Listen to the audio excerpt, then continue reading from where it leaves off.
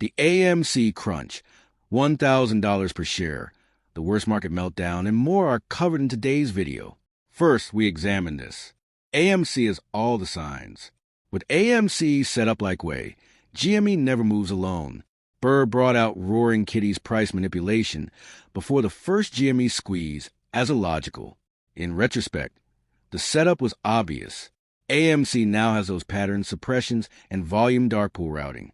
GME follows AMC. With GME running, AMC is close behind.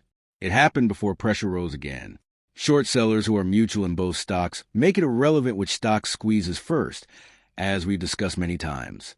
AMC would provide pressure if it squeezed first.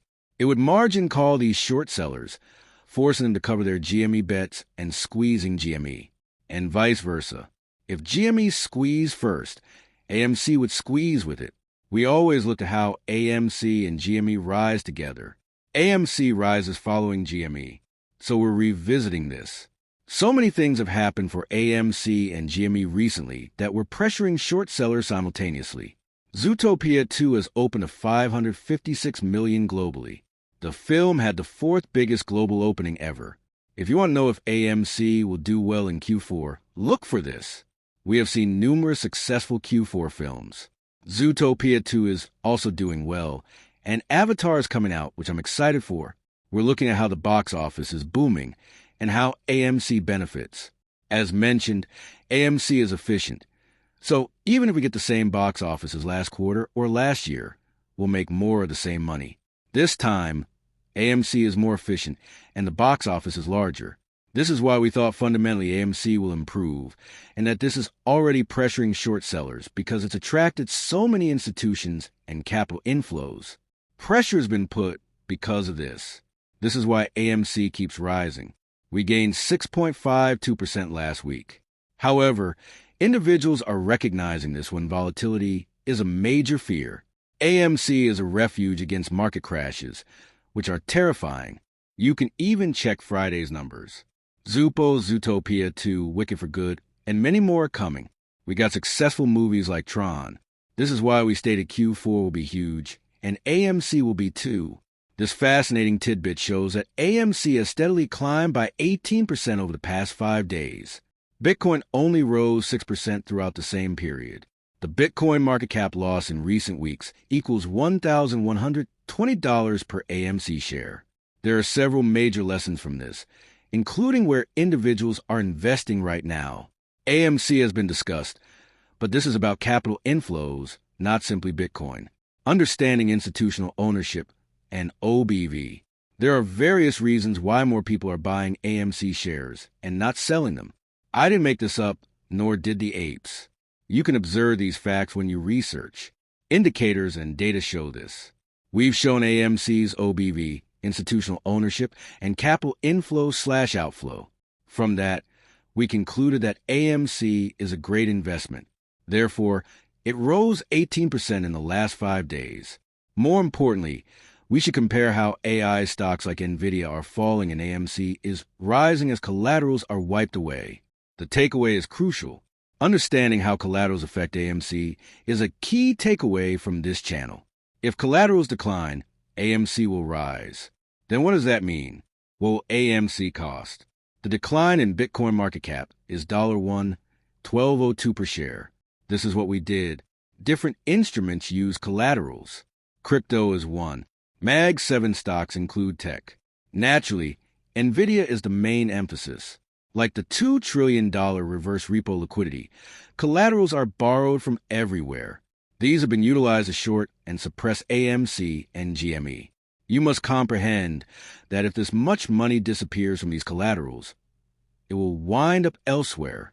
There's a zero-sum game in just as how they use in the first place to short AMC once this all becomes unstable.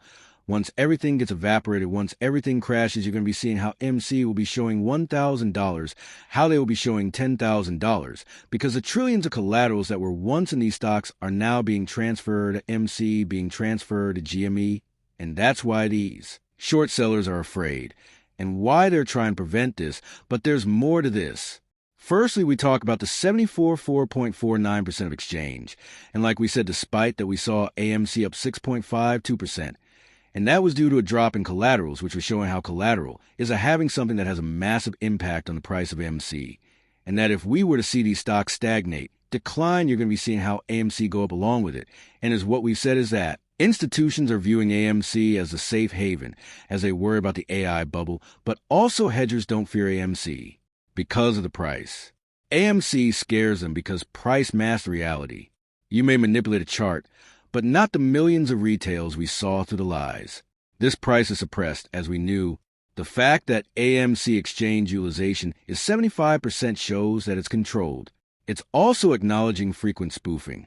Market makers have admitted that they set prices based on what they think is fair, which is utterly unjust. However, we know this is happening. We know how many synthetics have been generated or how large an estimate has been created and what that means for AMC. Would that mean to the price where all of these synthetics are forced to cover, especially as they get closer to that stage? That's why hedge funds fear us, because they know the truth.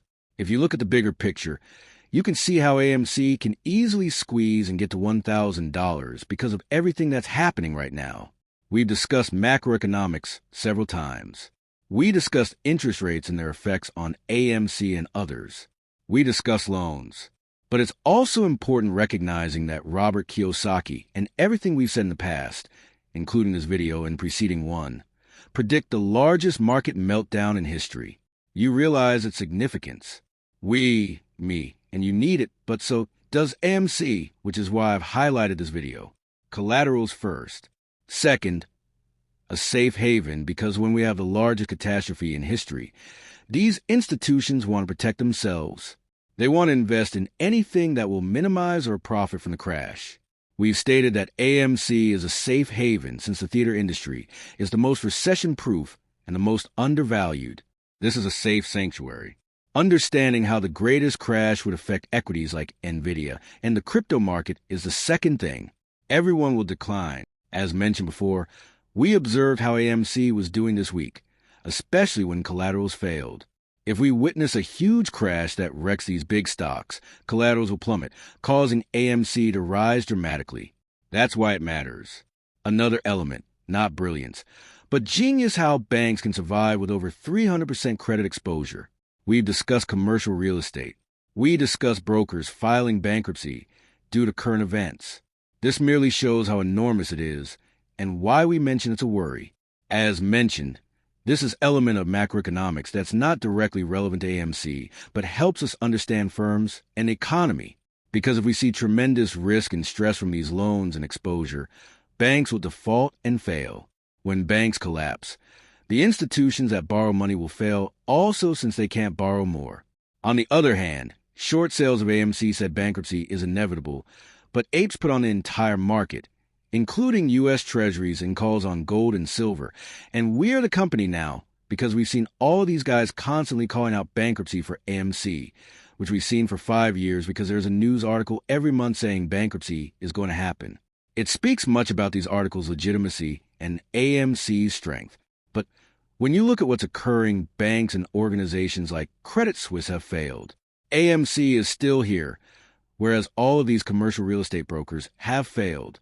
That should explain why they've been screaming for you to sell your AMC shares while all these companies go bankrupt, and why AMC infiltration is a powerful weapon the shorts have if you let it. Over 4 million AMC retail investors existed. A few full-time dramas influence our defense and assault. Their full-time X-use is also noticeable. This is what I said earlier. We see bankruptcy articles often. AMC haters will be in my comment too. I've mentioned this before, and I'll be quite clear if you watch till this point. Congratulations, FY. I've always said AMC isn't flawless. They have weaknesses despite their success. They always have room for improvement. Every time we review earnings, we mention AMC's improvement. Of course, they could improve. However, you must distinguish between a non-biased stance and a pro-con position. Good and terrible perspectives. But there's a major difference with these guys who take one small error AMC makes and inflate it and use it as proof that AMC is a poor corporation and will go bankrupt. We provided several examples. People talk about AMC's debt, which is true. They fail to explain how AMC first affected the interest rate on these debts. Second, how AMC is paying off and arranging these debts. Haters ignore all of these things and talk about debt. They also ignore the fact that many companies have debt. This happened with Virtue. We know Citadel goes. So debt is normal. This must now be differentiated. In contrast to Virtue, AMC's debt is steadily diminishing, while Virtue's is expanding. If debt is a major issue, Virtue should worry, not AMC. These men didn't say this. They want to turn apes against each other. If AMC has a terrible reputation, we don't care. It's the point to point out that no one or corporation is perfect. We want these issues resolved to improve AMC. However, pointing out an issue and talking about how it would destroy a company is far different than widening a mistake. You can also examine this. I agree with Michael Burr on AMC and Jay. They manipulate their accounts to appear profitable. Here's all the AI stock market chatter. We're looking at how the AI bubble is obviously getting very big, and it feels like it's done artificially on inflated numbers on imaginary stuff like orders and revenues, and that it's getting too big, and when it gets caught, it'll all collapse. Michael Burr constantly talks about this, and the reason